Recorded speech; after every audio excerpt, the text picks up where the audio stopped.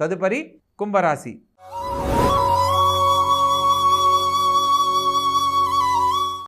ఈ యొక్క కుంభరాశి జాతకులను కనుక మనం పరిశీలించినట్లయితే లగ్నంలో శని సంచారము, పైగా చంద్రగ్రహ సంచారం కూడా జరుగుతున్న కారణంగా ముఖ్యమైన విషయాలలో మొండి పట్టుదలతో చేసే పనుల్లో ఇబ్బందులు ఎదురైనప్పటికీ ఆలోచించి చేసే పనుల్లో కొంత శుభం కలగడానికి అవకాశం ఉంది. కాబట్టి ఆలోచించి నిర్ణయం తీసుకుని ముందడుగు వేయాలి. ద్వితీయ స్థానంలో రాహుగ్రహ సంచారం జరుగుతున్న కారణంగా ఏ పనినైతే అనుకుంటారో ఆ పనిని సకాలంలో పూర్తి చేయగలిగిన సామర్థ్యాన్ని పొంది ఉంటారు.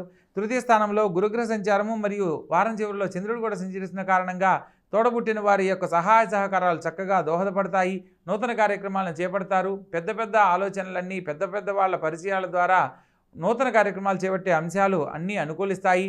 అష్టమ స్థానంలో కేతుగ్రహ సంచారం జరుగుతున్న కారణంగా ఆరోగ్య విషయంలో కాస్త అశ్రద్ధ చేయడం వల్ల అనారోగ్య సమస్యలు దారితీయడానికి అవకాశం ఉంటుంది.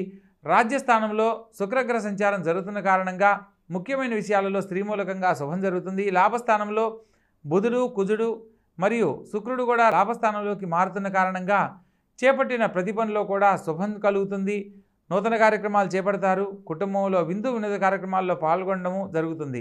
అదేవిధంగా వ్యయ స్థానంలో మారిన రవిగ్రహ సంచార ఫలితంగా తండ్రి గారి ఆరోగ్యం పట్ల శ్రద్ధ వహించాలి. తండ్రి గారితో ఎటువంటి వాదోపవాదనలకు వెళ్ళకూడదన్న సత్యాన్ని తెలుసుకొని నడుచుకోవాలి. మొత్తం మీద ఈ రాశి వారికి అన్ని గ్రహాలు అనుకూలిస్తున్నప్పటికీ వ్యయ స్థానంలో సంచరిస్తున్న రవిగ్రహానికి సంబంధించి కొంత మిశ్రమ ఫలితాలు, అదేవిధంగా అష్టమ స్థానంలో సంచరిస్తున్న కేతువు సంచార ఫలితంగా ఇబ్బందులు ఎదుర్కోవడానికి అవకాశం ఉంది. కాబట్టి ప్రత్యేకంగా సూర్య భగవంతుని ఆరాధించడము, సూర్య నమస్కారాలు ఆరాధించడము, ఆదిత్య హృదయ పారాయణ చేయడము, అదేవిధంగా కేతు భగవంతునికి సంబంధించి ఎరుపు వర్ణంలో ఉన్న గణపతిని దర్శించడం లేదా ఓం గం గణపతియే నమః అనే మంత్రాన్ని ప్రతినిత్యం 21 సార్లు పఠించడం అత్యద్భుతమైన శుభఫలితాలను కలిగిస్తుందన్న సత్యాన్ని తెలుసుకొని నడుచుకోవాలి.